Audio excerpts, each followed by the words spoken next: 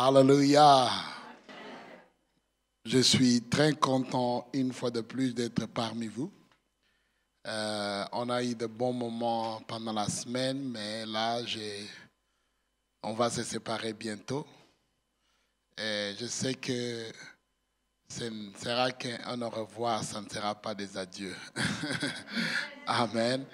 Quelqu'un peut dire Amen si vous m'aimez. Merci pour de venir nombreux m'écouter et partager ce temps avec moi. Et je sais qu'on le fera encore par la grâce de Dieu. C'était un temps que Dieu m'a donné des directions précises. Je crois que je me suis soumis à la volonté de Dieu et j'ai amené ce que nous avons amené. Le premier jour, le deuxième et troisième jour. Aujourd'hui, je vais prendre une direction un peu plus différente. On parlait de la guérison intérieure pendant la semaine, mais aujourd'hui, ce matin, on va prendre un peu plus une différente direction. On va parler de la prière. Amen.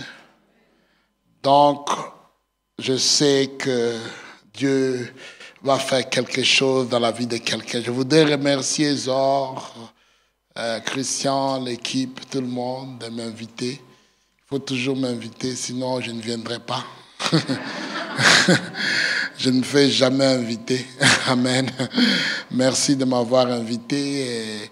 Et c'était un grand plaisir d'être avec vous. Et je sais que Dieu est en train de bâtir son église à Arlon et les portes de l'enfer ne pourront pas l'arrêter. Amen. Voilà, sans plus de temps tarder, on va passer à la parole. La prière, c'est ma vie. La prière, c'est là où je reste. Beaucoup de gens me voient voyager à travers le monde et partout. Il y a quelque chose que j'aime bien. Quand je suis parti de chez moi, bien que je me tiens devant le public, devant des milliers de gens, c'est le temps seul avec Dieu. Je passe beaucoup plus mon temps avec Dieu qu'avec des hommes. Et j'ai compris que sans la prière, c'est pratiquement impossible de faire ce que Dieu attend de moi de faire.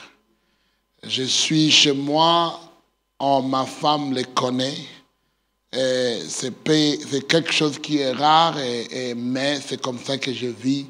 Quand je me réveille le matin, je ne suis pas au lit. Je suis parti.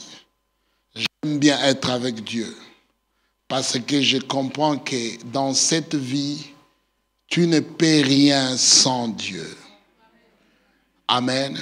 Tu ne peux rien sans Dieu. Quel que soit ton niveau, quel que soit ce que tu fais, Dieu, on a besoin de Dieu. Ce matin, ma prière pour toi, pour cette église, est que le Seigneur puisse faire de toi une maison de prière. Dans le livre d'Ésaïe, chapitre 56, verset 7, Ésaïe 56, verset 7. Il y a beaucoup à dire, donc il y a un moment je vais commencer à parler rapidement. Ésaïe 56, verset 7, la Bible dit: je les amènerai sur ma montagne sainte et je les réjouirai dans ma maison de prière. Leur holocauste et leurs sacrifices seront agréés sur mon autel, car ma maison sera appelée une maison de prière pour tout le peuple. Ma maison sera appelée une maison de prière. L'intention originale de Dieu pour son Église, c'est d'être une maison de prière. L'Église ou la maison de Dieu est reconnu par sa vie de prière. Quand nous enlevons la prière de l'église, ce n'est plus la maison de Dieu. L'identité de la maison de Dieu, c'est la prière. Le surnaturel est devenu rare dans l'église aujourd'hui parce que la prière est devenue rare. Pour avoir la présence de Dieu constamment dans sa maison, cette présence n'est que garantie par la prière. De plus en plus que nous cherchons à adopter des mentalités occidentales dans l'Église, de moins en moins l'Église prie. La maison de Dieu est reconnue par la prière. La prière est le signe. La prière, c'est le signe. La prière, c'est ce qui identifie que là, je suis arrivé à la maison de Dieu. Quand il n'y a pas de prière, on ne peut plus parler de la maison de Dieu. Amen. Il est vraiment important que je puisse insister sur ça ce matin. Sans la prière, les bâtiments, l'église n'est plus qu'un club social, un endroit des amitiés, un endroit amical. Aujourd'hui, la génération d'aujourd'hui ne prie plus comme l'ancienne génération. En réalité, beaucoup de gens vivent aujourd'hui des prières qui étaient offertes par les générations passées. Jésus a dit en Matthieu 21, versets 12 jusqu'à 13, Matthieu 21, 12 jusqu'à 13, la Bible dit, « Alors Jésus est entré dans le temple de Dieu. Il chassa tous ceux qui vendaient et qui achetaient dans le temple. Il renversa les tables de changeurs et les sièges de vendeurs de pigeons. Et il leur dit, il est écrit, ma maison sera appelée une maison de prière. Et vous en faites une caverne de voleurs. Ma maison sera appelée une maison de prière. Dieu mesure l'efficacité d'une église par sa vie de prière. Ce n'est pas par d'autres activités, mais plutôt la vie de prière. Aujourd'hui, quand les leaders font un appel pour un service de prière, c'est le service qui a moins de gens qui viennent. Quand c'est un service où on va prier pour les malades, on va manger, on va boire, tout le monde arrive. La prière, c'est la clé de la vie spirituelle. Quand tu n'as pas de vie de prière, tu n'iras pas loin dans ta vie de prière. C'est quoi la prière? La prière, c'est la clé pour accéder dans de nouveaux territoires, de nouvelles dimensions dans la prière. Quand la prière s'arrête, c'est le moment où tu commences à perdre ton influence dans l'esprit.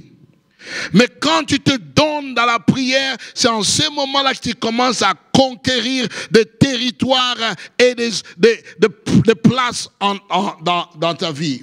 Si l'église ne se donne pas dans la prière, cette église va commencer à perdre sa place dans le plan de Dieu. Lorsque nous ne prions plus, lorsque nous arrêtons de prier, c'est en ce moment-là que nous allons commencer à perdre ce qu'on a reçu de Dieu. C'est-à-dire que on fait la conquête dans la prière, on préserve ce qu'on a reçu dans la prière et on va chercher beaucoup plus dans la prière. Quand il n'y a plus de prière, non seulement tu vas pas grandir, tu ne vas pas progresser, tu ne vas pas expandre, tu vas commencer à perdre ce que tu as acquis. Alléluia. Beaucoup ont perdu l'autorité spirituelle parce que l'autorité spirituelle est exercée à l'endroit de la prière. Beaucoup ne savent pas qui ils sont parce que ton identité, ta vraie identité est révélée à cet endroit de prière. Parce que c'est cet endroit que tu es face à face avec ton Dieu et Dieu te dit qui tu es vraiment. Si tu n'écoutes pas Dieu, tu vas écouter des gens. Si tu n'écoutes pas l'opinion de Dieu concernant ta vie, tu vas écouter l'opinion des docteurs, de tes amis, de tes ennemis concernant ta vie et tu vas perdre la réalité de qui tu es en esprit. La prière est négligée aujourd'hui. Pourquoi? L'une des grandes raisons pour laquelle la prière est négligée, c'est la nature du sacrifice dans la vie de prière. En réalité, la prière doit être un sacrifice.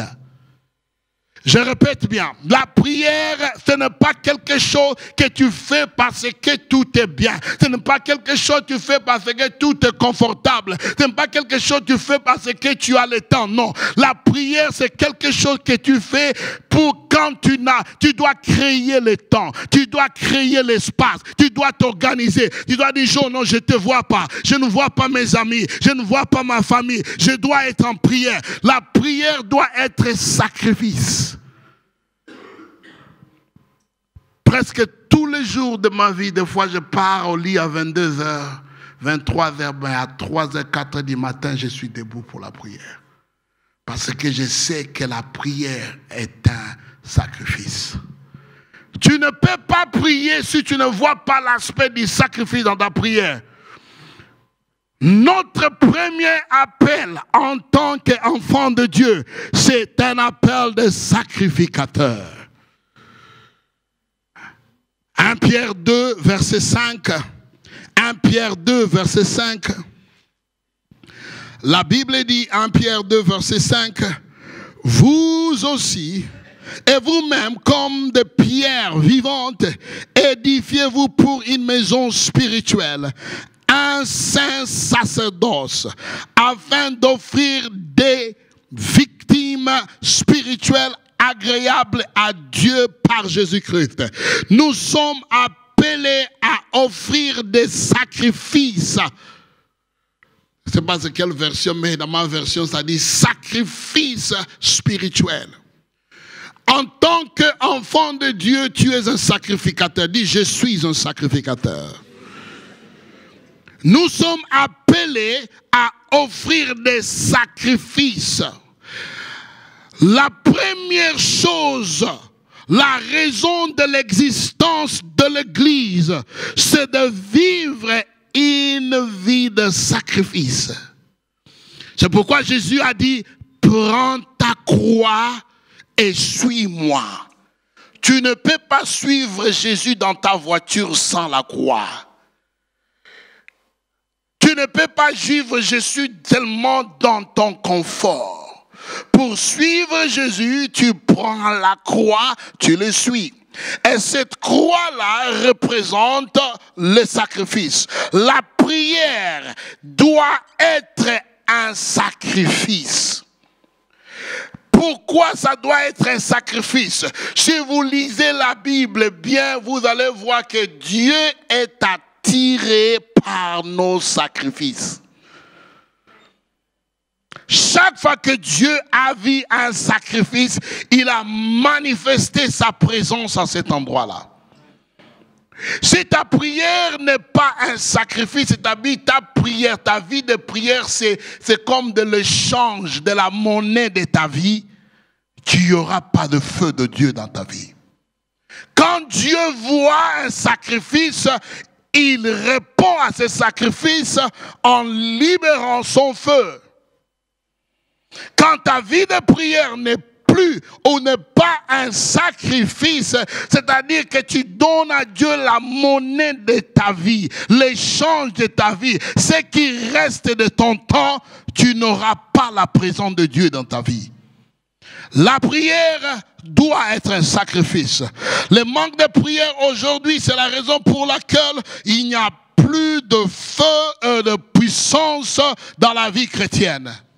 Nous parlons des choses que nous ne pouvons pas démontrer. Nous parlons des choses qui sont trop beaux, trop pour pouvoir même accepter. Moi, je suis venu dire à quelqu'un, il est temps de prier encore. Dites à vos voisins, il est temps de prier encore. Pourquoi les gens ne veulent plus offrir des sacrifices de prière aujourd'hui? La raison première, parce que nous vivons dans un temps où l'esprit de ce monde pousse les gens à obtenir des gratifications instantanées. Nous sommes dans les temps de micro-ondes, où on va avoir une relation micro-ondes avec Dieu. Je vous promets, si tu ne sais pas attendre dans la prière, tu ne sauras pas qui Dieu est. Amen. Dieu ne veut pas seulement te répondre à tes prières. Dieu veut que tu puisses le connaître. Et l'endroit où tu connais Dieu, l'endroit où tu comprends Dieu, c'est l'endroit de la prière. Alléluia. La prière n'est plus une obligation pour les chrétiens aujourd'hui parce qu'il y a un message de la grâce suprême.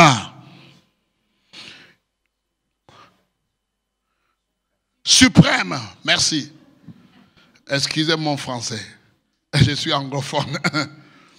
Il y a un message de grâce que Jésus a tout fait, tu n'as plus besoin de faire quoi que ce soit. C'est du mensonge. La grâce de Dieu, ce n'est pas une raison pour être un fainéant spirituel. La grâce de Dieu, c'est la raison pour faire plus. Paul a dit, c'est à cause de cette grâce que j'ai travaillé plus que tout le monde. Il était un peu orgueilleux, Paul. Enfin, il parlait beaucoup. Il a dit, la grâce m'a permis de faire plus que tout le monde. Beaucoup de gens ne comprennent pas ça aujourd'hui. Ils croient que la grâce, c'est une raison pour avoir la grâce matinée.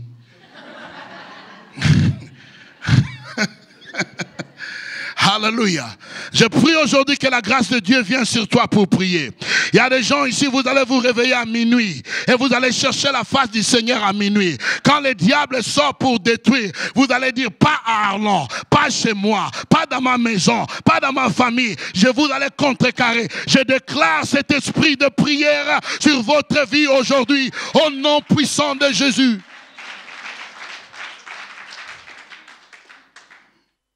La prière est un sacrifice. La prière doit être sacrifice. Il y a beaucoup de sacrifices. Les gens ont toujours fait allusion au sacrifice du péché. Ça a été fait. Fini.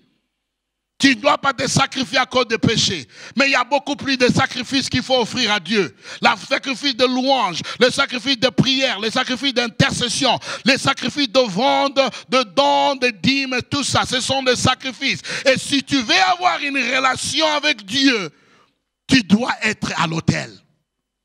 Oh non, je ne sais pas à qui je parle aujourd'hui. C'est impossible d'avoir une relation avec Dieu si tu ne sais pas être à l'autel. Quel est l'autel? C'est l'endroit du sacrifice. Je suis venu faire le challenge à quelqu'un ici. Sacrifie ton temps pour Jésus. Sacrifie ton argent pour Jésus. Sacrifie ton énergie pour Jésus. Sacrifie quelque chose pour Jésus pour que ta relation avec lui puisse aller à un autre niveau. Sans le sacrifice, c'est impossible d'être appelé ami de Dieu. Si tu regardes ta Bible, tous les amis de Dieu étaient des sacrificateurs. La prière est un sacrifice. La prière est aussi un besoin. Alléluia. Oh, souvent les gens croient qu'ils ont des besoins. Le plus grand besoin d'un enfant de Dieu, le plus grand besoin d'un chrétien, c'est la prière.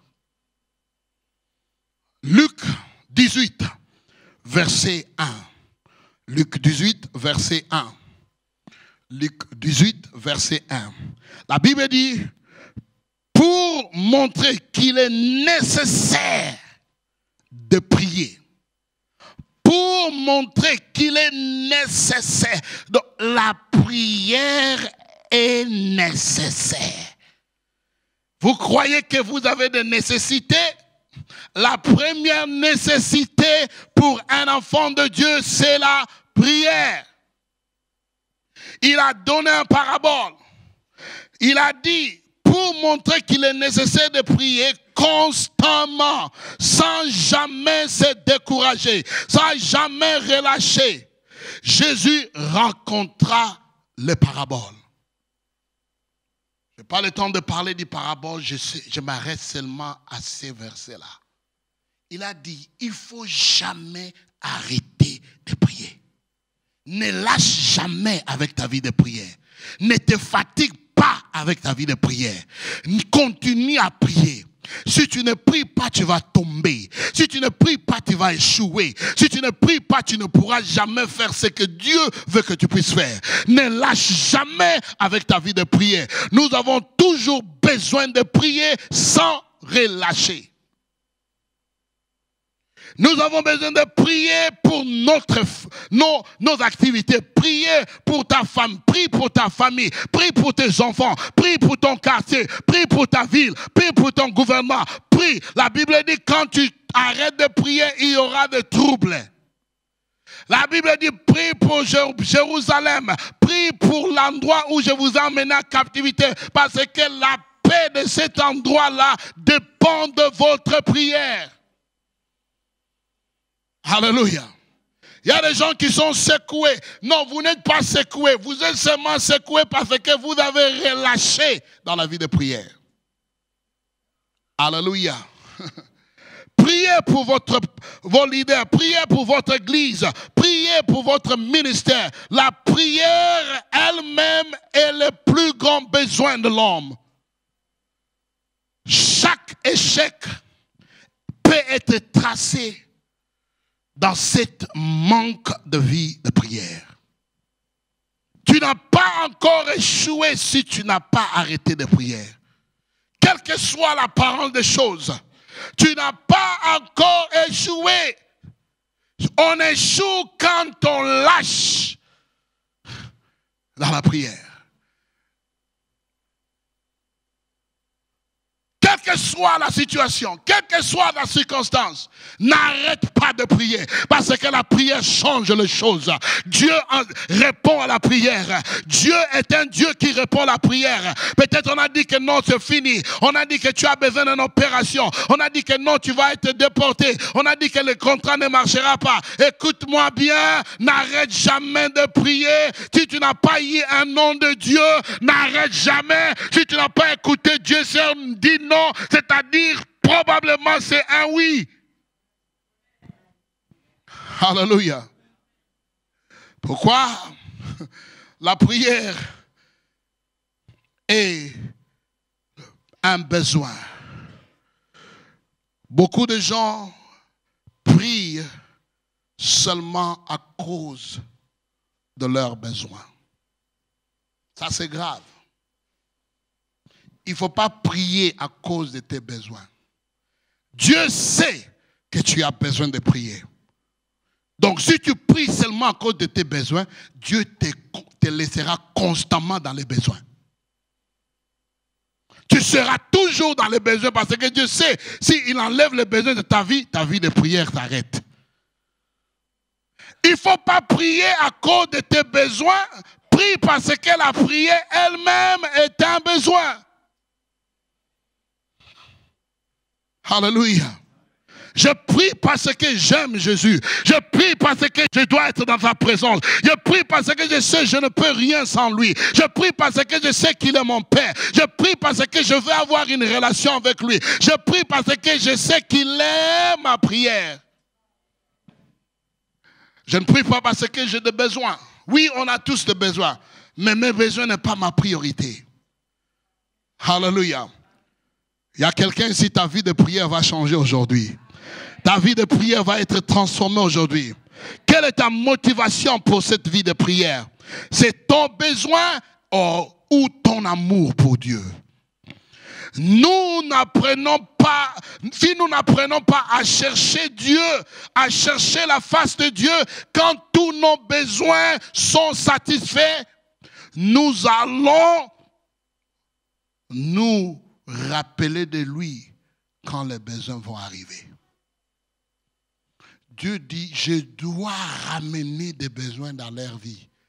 Parce que là, ils ne cherchent plus ma face. Et s'ils ne cherchent pas ma face, ça sera beaucoup plus grave. Je vais les garder constamment dans les besoins. Je prie ce matin que la raison de ta prière puisse être ton amour pour Dieu. Tu vas prier parce que tu aimes Dieu. Tu vas prier parce que tu aimes bien être dans sa présence. Tu vas prier parce que Dieu veut que tu puisses être dans ta présence. Dieu répond toujours rapidement aux prières de ceux qui savent passer de bons moments avec lui. Si tu veux que Dieu puisse répondre à ta prière rapide, en réalité même, tu n'auras plus de besoin parce que avant que les besoins puissent arriver, il y aura déjà l'approvisionnement. Alléluia. Parce que tu es en relation avec ton Dieu. Amen.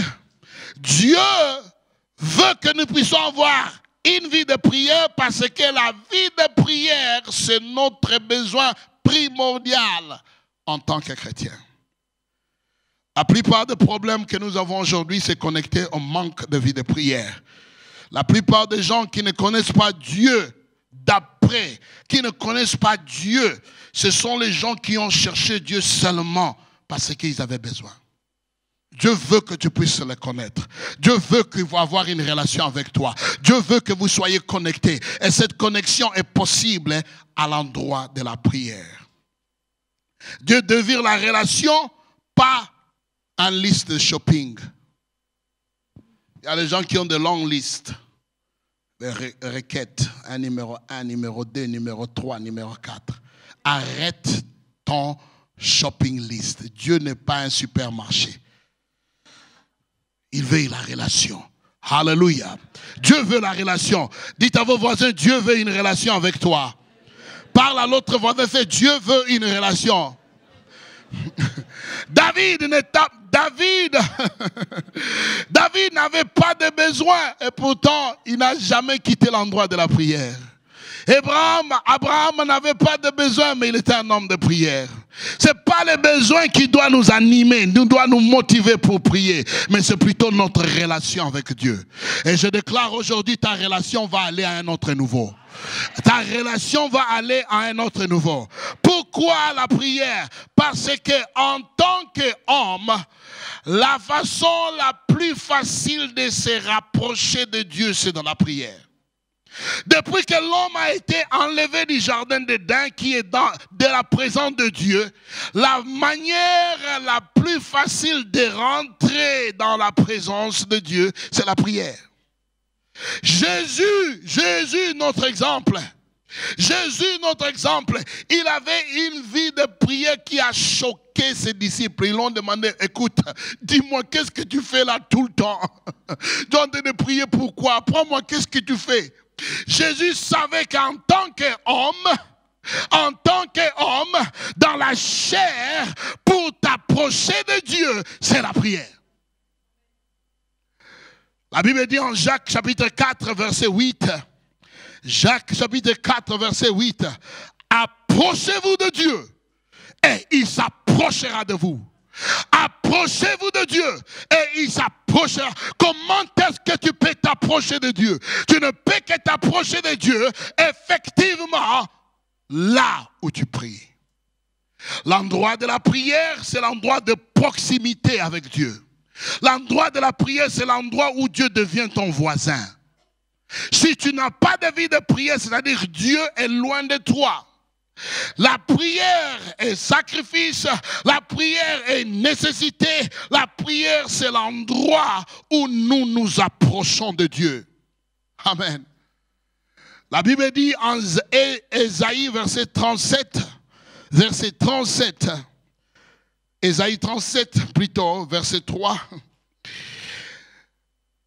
Une révélation que Dieu m'a donnée, la prière dit, mon fils, la salle de la prière, c'est la salle d'accouchement.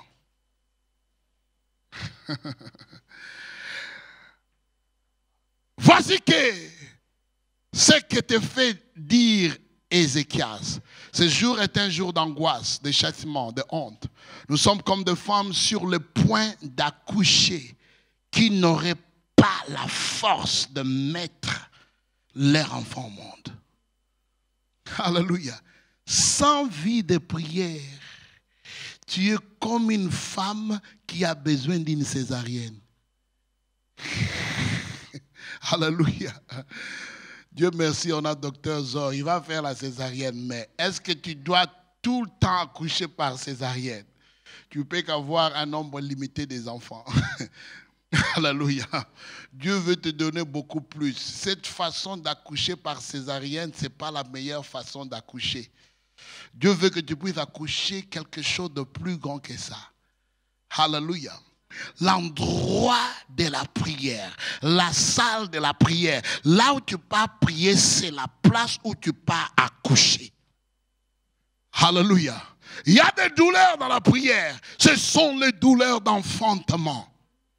Si tu ne connais pas les douleurs d'enfantement de la prière, tu seras une femme stérile qui n'a pas d'enfant. Alléluia. La prière, quand j'entre dans la salle de prière, je sais que je suis entré dans la salle d'accouchement. Je vais donner naissance à quelque chose. Je vais donner naissance à quelque chose. Je vais donner naissance à une percée. Je vais donner naissance à un nouveau territoire. Je vais donner naissance à une nouvelle nation. Je vais donner naissance quelque part. Oh, je voyage à travers des nations. J'étais en Indonésie, Madagascar. Je pars en Argentine. Tout ça s'est produit dans la chambre de la prière. Alléluia. Les gens ne comprennent pas. Les gens me voient tout le temps occupé, tout le temps partout. Non, je prie partout. Partout je pars, je prie. Alléluia. Alléluia. La salle de la prière, c'est la salle de l'accouchement. Qu'est-ce que la prière? La prière, c'est la communication. J'ai souvent écouté les chrétiens dire, mais qu'est-ce que Dieu dit? Qu'est-ce que Dieu... Parce que tu fais des micro-ondes, des prières micro-ondes, c'est pourquoi tu n'écoutes pas. La prière, c'est l'endroit de communication.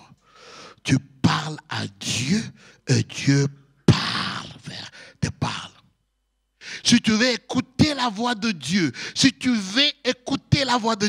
il faut chercher Dieu dans la prière. La prière, c'est le moyen par lequel Dieu révèle ses plans aux hommes. Quand tu n'as pas de vie de prière, c'est-à-dire tu n'as pas un endroit pour écouter Dieu. Amen. Quelqu'un ici, tu dois avoir une chambre de prière chez toi. Transforme ton bibliothèque en chambre de prière. Tu deviendras beaucoup plus relevant. Il y a des gens qui lisent des journaux, qui regardent la télévision, qui regardent Facebook, qui font tout ça, mais ils n'ont pas le temps de prière. Tout ce que vous avez, ce sont des informations des gens qui font des histoires. Dieu veut que toi aussi tu puisses devenir un acteur pour que les gens puissent lire tes histoires. Et cela n'est que possible quand tu changes de Facebook en prayer book. Alléluia. Alléluia. Je ne fais que 30 minutes en Facebook. Et les gens me disent, on a envie à Facebook, on a envie à Facebook. Non, je ne suis pas en Facebook, je poste. Parce que je suis aussi un acteur. Pour devenir un acteur, tu dois être dans la chambre de prière. Comme ça, les gens vont lire tes exploits. Alléluia. Je suis venu dire à quelqu'un aujourd'hui, tu vas changer. Tu vas aller dans une nouvelle dimension de prière. L'art de communication, c'est la base de toute relation. C'est-à-dire que tu ne peux pas dire que nous sommes en relation si on ne communique pas. Alléluia. Oh, moi j'ai une bonne relation avec Jésus. Jésus, c'est mon ami. Mais quelle est cette relation-là qui est imaginaire? La communication, c'est la base de toute relation. Si vous supprimez la prière, c'est-à-dire vous n'avez plus de relation avec Dieu. Ma maison, c'est appelé la maison de prière. C'est dans la maison de Dieu qu'on vient pour communiquer avec Dieu. La prière, c'est parler avec Dieu. La révélation, c'est Dieu est en train de nous parler. La prière, c'est communiquer, c'est dire quelque chose à Dieu. La prophétie, c'est Dieu en train de nous parler. Et cela n'est possible qu'à la place de la prière. La prière doit être personnelle, continuelle et présente. Ouais, j'aime bien prier pour les gens, mais je n'aime pas les gens puissent s'accrocher à moi. J'ai dit, il faut aller vers Dieu. J'ai toujours donné aux gens un devoir à faire avec Dieu. Parce que si les gens s'accrochent à moi, moi je vais partir en Afrique. Dieu est ici. Alléluia. La prière, c'est l'endroit où tu développes cette relation personnelle, présente et continuelle avec Dieu. Sans la prière, la relation est cassée. Jésus a dit en Jean 15, verset 7. Jean 15, verset 7. Jean 15, verset 7. Mais si vous demeurez en moi et que mes paroles demeurent en vous, demandez ce que vous voudrez, vous l'obtiendrez. La condition pour obtenir ce qu'on veut, c'est de demeurer. Il y a des gens qui ne veulent pas demeurer. Ils croient que Dieu est un prostitué. Ils n'ont pas de relation. Ils veulent juste tomber enceinte. Non, il faut demeurer. Demeurer dans la présence de Dieu. Demeurer. Quand tu demeures, c'est-à-dire je suis en relation. Et quand tu es en relation, tu demandes. Tu auras toujours ce que tu as.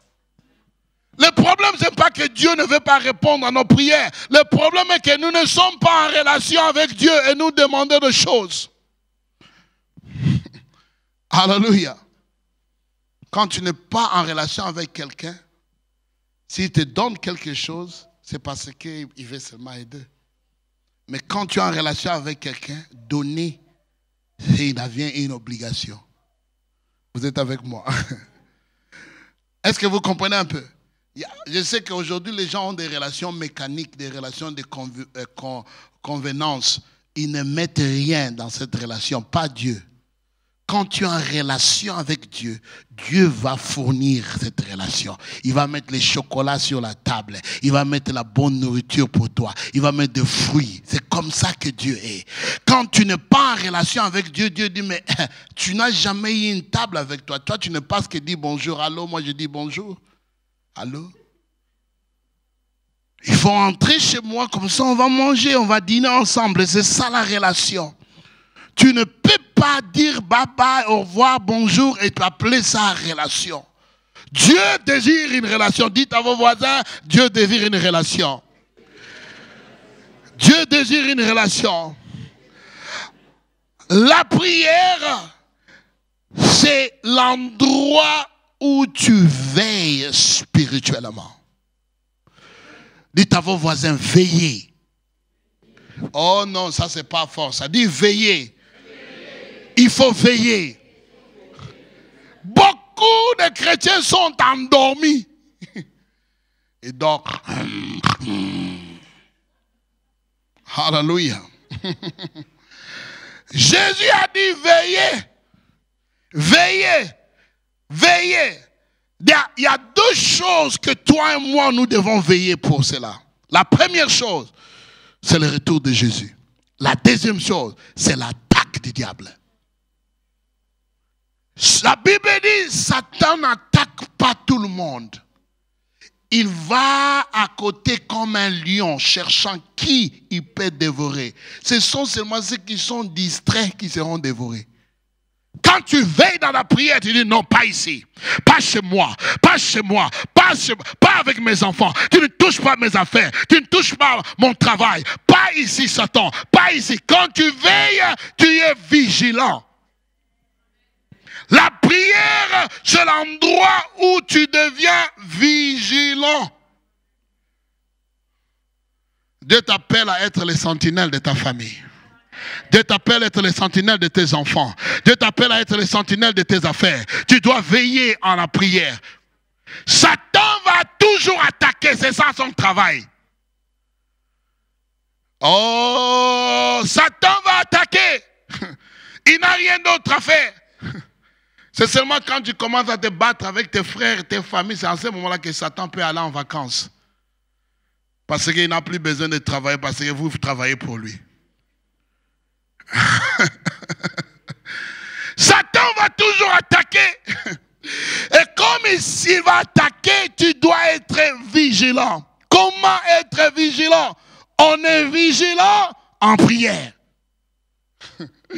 Si tu n'as pas de vie de prière, c'est que tu as perdu ta vigilance spirituelle. Pourquoi veiller? Parce que Jésus dit, Matthieu 24, verset 42. Matthieu 24, verset 42. Matthieu 24, verset 42. Veillez donc, car tenez-vous donc en éveil, puisque vous ignorez quel jour votre Seigneur viendra. Alléluia. Je suis venu dire à quelqu'un ici, veille pour ta famille. Veille pour ton mari, veille pour tes enfants, veille, sois vigilant, veille pour ton quartier, veille pour tes voisins, veille, parce que Dieu t'a placé pour être à la lumière. Ne mets pas ta lumière à côté, il faut veiller. Jésus t'appelle à veiller, veille pour ton mari, veille pour tes enfants, ne reste pas endormi toute la nuit, réveille-toi au milieu de la nuit, même 30 minutes c'est assez pour pousser le diable. Sors d'ici, sors de ces quartiers, sors de cet endroit pour déterminer la volonté de Dieu. Beaucoup sont en train de dormir. Dieu dit réveille-toi, réveille-toi. Église, réveille-toi. Église de l'Europe, réveille-toi. Beaucoup dorment en Europe. En Afrique, on prie. En Afrique, on n'a pas peur d'offenser les gens quand ça vient de la prière. Quand il s'agit de la prière. Beaucoup des endroits, la prière est devenue offensive. J'étais quelque part en train de prier, quelqu'un venait toquer. Tu fais beaucoup de bruit. Moi, j'ai dit, attention, je vais diminuer, mais je n'arrête pas. Alléluia, alléluia, alléluia. N'arrête pas de prier, parce que quand tu pries, tu es en train de veiller. Comment veiller? On veille dans la prière. Quand tu pries, tu es vigilant. L'endroit de la prière, c'est l'endroit où tu es vigilant. C'est l'endroit où tu discernes. C'est l'endroit où tu perçois. C'est l'endroit où tu comprends. C'est l'endroit où tu commences à voir les réalités spirituelles. Quand tu pries, tu ne pourras pas être attrapé par la distraction de ce monde. Les gens croient qu'il y a des formules sophistiquées pour être chrétien. Non, c'est la prière. L'homme vient me le compliquer. Mais qu'est-ce que toi tu fais vraiment? Mais nous on tombe tout le temps. Pourquoi toi tu ne tombes pas? Jésus a dit à Pierre, si je n'avais pas prié pour toi, tu serais tombé. La tentation du péché devient plus forte quand on n'a pas de vie de prière. Alléluia.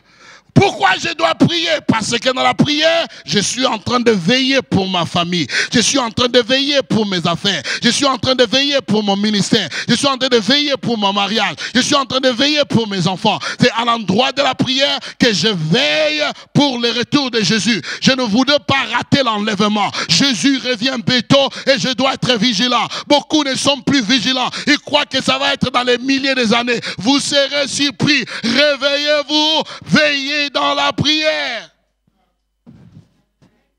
Alléluia. Dis à ton voisin, tu dois revenir ce soir pour une veillée de prière.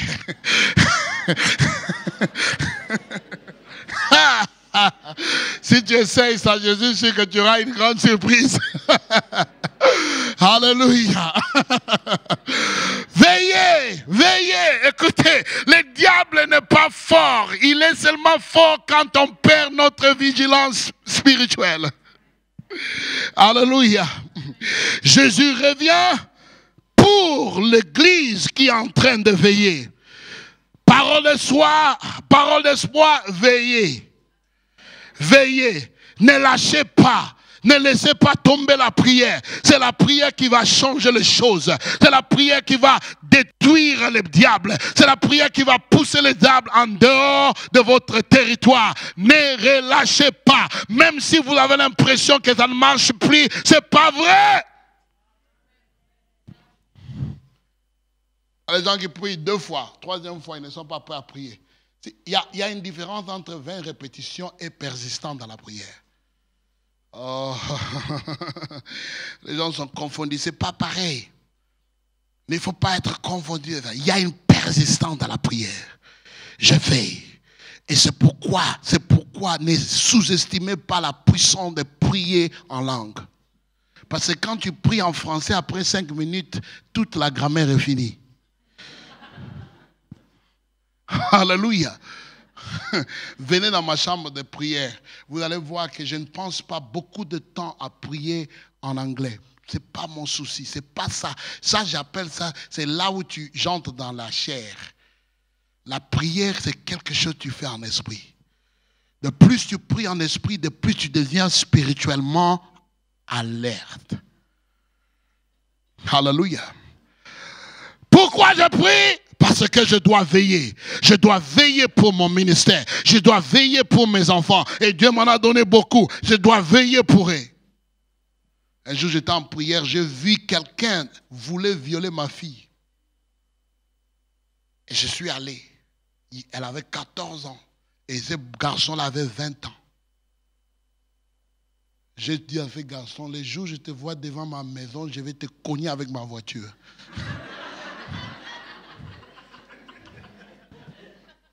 Elle a 20 ans, elle est vierge. Parce que je suis vigilant. Ça ne s'est pas passé une fois, ça s'est passé 2 ou 3 fois. Elle dit jamais. Satan, passe chez moi. Passe ici. Tu peux faire tes bêtises de là-bas. Passe chez moi. Je vais te frapper. Alléluia. Un jour, mes derniers enfants sont des jumeaux. Et en Afrique, je ne sais pas, comme ici, docteur est là, on ne fait plus la naissance des jumeaux d'une façon naturelle. Le docteur m'a dit, écoute, ça il y a 5 ans, on ne fait plus la naissance naturelle avec des jumeaux, ça doit être césarienne. C'est ça, césarienne? Si c'est ça. Et j'ai dit au docteur, Dieu m'a dit qu'ils seront nés naturellement. Le docteur m'a dit, monsieur le pasteur, est-ce que si tu vois un camion venir devant toi, tu vas sauter devant le camion? Je dis, monsieur le docteur, si Dieu dit comme ça, je vais sauter. Il m'a dit, sors d'ici, va-t'en. Je n'ai pas besoin de problème, sors. Moi, je dis au revoir. Alléluia. Je suis allé chercher un autre docteur, je lui ai dit, écoute, si tu dis césarien, je pars d'ici. On est d'accord, il dit oui. C'est bon, on peut parler. Pour couper l'histoire, les enfants sont nés à voix naturelle, ils avaient 3 minutes à part. Dieu est vivant. Dieu est vivant. Quand je prie, je suis vigilant. Quand je prie, je suis alerte. Quand je prie, je sais écouter Dieu. Quand je prie, je suis en communication avec Dieu. Quand je prie, je suis en relation avec Dieu. Et je ne prie pas parce que c'est bon pour moi. Je prie parce que je sais que la prière est un sacrifice. Alléluia. Pourquoi on doit prier? On prie pour être vigilant. Amen. Et c'est important de veiller dans la prière. La prière, c'est le moteur de miracles, de signes et de prodiges. Oh non, tu n'as pas écouté ça. Je répète, la prière, c'est le moteur de miracles, de signes et de prodiges. Il y a une salle à Madagascar où il y a des gens qui prient pour moi tous les 3 heures, 1 heure. Tous les 3 heures, ils vont dans la salle, ils prient pour moi. Même quand je dors, ils prient pour moi. Ils se sont engagés dans la prière. Ils vivent de la prière. À Miami, nous avons une salle où il y a la prière 24 heures sur 24 heures. Il y a l'équipe de prière qui vont dans cette salle-là tous les 3 heures. Ils entrent. Quand ils sont en train de sortir, les autres sont en train. Ça n'arrête pas. Le miracle est produit par la vie de prière. C'est pourquoi Jésus n'a jamais joué avec sa vie de prière. Il priait très tôt le matin, il priait le soir, des fois toute la nuit, il est en prière. Pour pouvoir avoir des signes de prodiges, il faut arrêter de manger des hamburgers, il faut prier. Alléluia. En ces temps-là, la Bible dit, Luc chapitre 6, verset 3, Luc 6, verset 12. Luc 6, verset 12. Je m'excuse avec mes chiffres. Luc 6, 12. En ces temps-là, Jésus se rendit sur la montagne pour prier et il passa toute la nuit.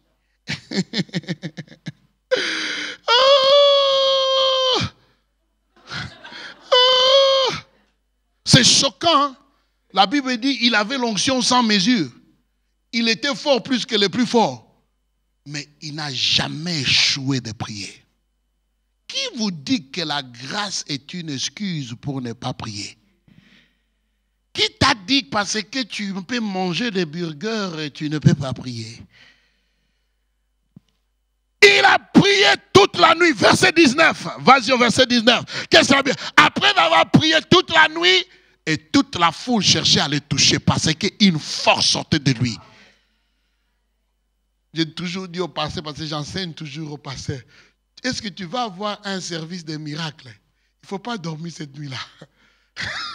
Parce que Jésus n'a pas dormi.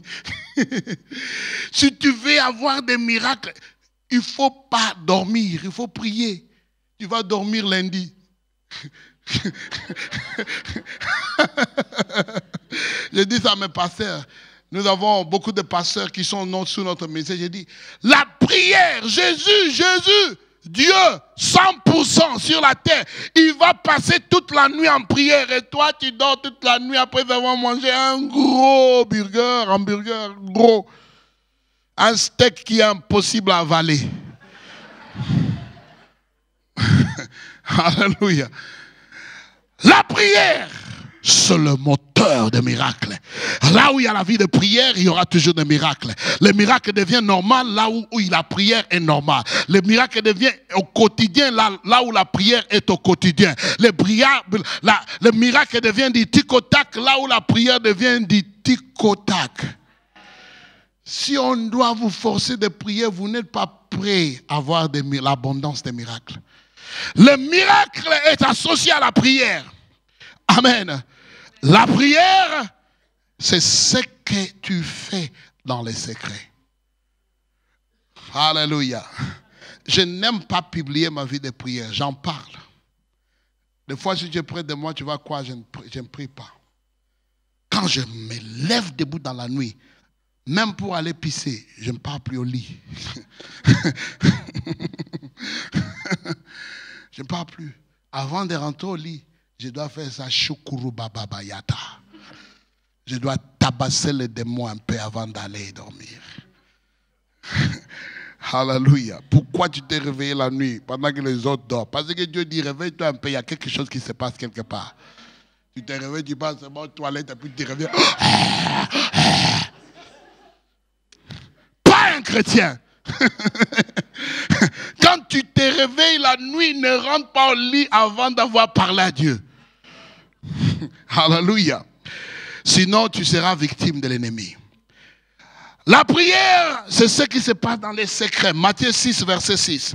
Mais toi, quand tu pries, vas-y, Matthieu 6, 6. Vas-y. Mais quand tu pries, entre dans ta chambre, ferme ta porte et prie ton Père qui est dans le lieu secret, et ton Père qui voit dans le secret te le rendra ouvertement. Il n'y a pas ouvertement dans cette version-là. Mais dans ma version, il y a ouvertement. Pour produire les résultats publics, il faut avoir une vie de prière privée. Oh. Pour produire des résultats publics dans ton travail, il faut avoir une vie de prière privée. Pour produire des résultats publics dans tes affaires, il faut avoir une vie de prière privée. Il y a des gens qui ne prieront jamais jusqu'à ce qu'ils arrivent à l'église. C'est-à-dire, tu n'as pas encore de vie de prière. C'est pas la prière que tu pries. La prière de l'église, ça doit être le bonus sur ta vie de prière. Alléluia. Dieu regarde dans les secrets. Quelle est la dernière fois que tu avais un moment avec Dieu? Quelle est la dernière fois que tu étais dans l'endroit appelé l'endroit secret? Le lieu secret est le lieu où Dieu se manifeste, est le lieu où Dieu se révèle, et où le lieu où Dieu continue à parler, à te parler. Si tu n'as pas l'endroit secret, c'est que tu n'as pas de relation avec Dieu. Toute prière devait commencer à partir de cet endroit-là. Alléluia. Est-ce que vous êtes avec moi ici? Quel est ton endroit de prière? Ça ne doit pas, c'est pas nécessairement une chambre. Tu peux aller prier au jardin. Tu peux aller prier en route marchand. Au lieu de faire perdre ton temps en train d'avoir des pensées impures, comment tu vas tabasser ton voisin? Surtout comment tu vas montrer à ta mother-in-law. Comment tu vas prouver à ta belle-mère? Il vaut mieux passer ton temps à prier. Alléluia. Je ne sais pas si en Europe on a des problèmes avec des mères. En Afrique, on a toujours des problèmes avec des belles-mères. Alléluia. Amen. Prie pour ta belle-mère. Prie pour tes ennemis. Prie pour tes enfants. Prie pour ceux qui ne marchent pas. La prière change les choses. La prière transforme des vies. La prière produit des résultats. C'est parce que tu n'as pas prié. C'est pour cela que tu as eu le dernier échec. Mais je dis à partir d'aujourd'hui, Satan saura qu'il y a une femme de prière à Arlon. Satan saura qu'il y a un homme de prière à Arlon. Satan saura que les choses ont changé à partir d'aujourd'hui. Alléluia. Je vais finir ce matin par vous donner les 2 ingrédients de la prière qui a changé ma vie. Je voudrais que l'équipe de louange puisse venir. Toute l'équipe. Revenez. Il y a 2 ingrédients de la prière qui a complètement transformé ma vie. Beaucoup de gens ne comprennent pas. Jésus a dit en Matthieu 6, versets 7 et 8. Matthieu 6, versets 7 et 8. Et quand vous priez, n'usez pas de vaines redites comme les païens, car ils croient qu'ils seront exaucés en parlant beaucoup.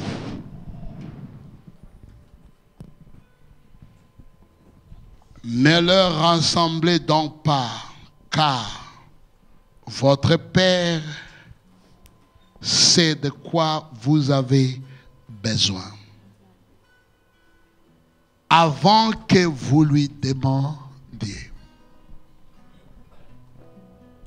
Beaucoup de vies de prière ont toujours été basées sur les besoins. Dieu connaît tous tes besoins. Il ne faut pas faire de prière un endroit où tu vas informer Dieu de tes besoins. Il connaît tout. La raison pour laquelle beaucoup de gens n'ont pas de vie de prière, ils croient que Dieu doit écouter mes besoins. La Bible dit, votre Père sait. Il sait que tu as besoin d'argent. Il sait que tu as besoin d'être guéri. Il sait que tu as besoin d'avoir des percées. Quelle est donc la raison de la prière? Qu'est-ce qui fait faire que tu puisses avoir de la prière, une vie de prière? Verset 9. Allez-y, la chanson qu'on vous chantez avant la dernière chanson. Père. Verset 9 dit, commencez avec la musique déjà. Voici donc comment vous devez prier. Voici donc comment vous devez prier. Notre Père, tu n'as pas encore commencé de prier quand tu réalises mon Père. Ce n'est pas une prière quand tu viens devant ton Dieu comme un mendiant. C'est seulement une prière quand tu réalises que je suis venu vers mon Père. La prière, ce n'est pas la prière. La prière, ce n'est pas pour les étrangers. La prière, ce n'est pas pour le neveu. La prière, ce n'est pas pour le cousin. La prière, c'est la relation entre père et fils ou fille. Tu n'as pas encore commencé de prier si tu n'as pas réalisé que je suis entré dans la présence de mon Père. Beaucoup de gens veulent prier, mais prie pas aux hommes. C'est pas un homme qui va donner la réponse à tes prières. Ce n'est pas moi qui réponds de prière. Tu peux me faire tes doléances, je ne réponds pas. Tout ce que je vais faire, je vais prier. Il y a eu des gens qui sont venus vers moi. Je n'avais rien à faire. Ils ont pleuré et je pleurais parce qu'il n'y avait rien à faire. C'est Dieu, notre Père.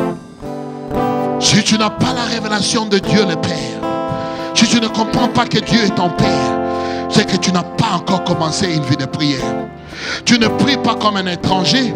Tu ne pries pas comme quelqu'un qui n'a pas de relation. Écoutez. L'une des raisons pour laquelle Jésus était crucifié, c'est pas seulement à cause de nos péchés. Les prêtres lui ont condamné. Pourquoi? Parce qu'il a dit Dieu est mon Père. Vous savez qu'est-ce que cela veut dire? Vous savez qu'est-ce que cela veut dire? Quand tu dis Dieu est mon Père, qu'est-ce que cela veut dire? Le mot Père, en hébreu, c'est le mot Abba. Le mot Abba veut dire ma source. Dieu, mon Père, veut dire tu es ma source. Tout ce dont tu as besoin, la guérison. Qu'est-ce que tu as besoin? De l'argent. Qu'est-ce que tu as besoin? De la promotion. Qu'est-ce que tu as besoin? Des problèmes. Tout ce dont tu as besoin. Quand tu viens vers Dieu, tu viens vers la source. Il est la source qui ne trahit,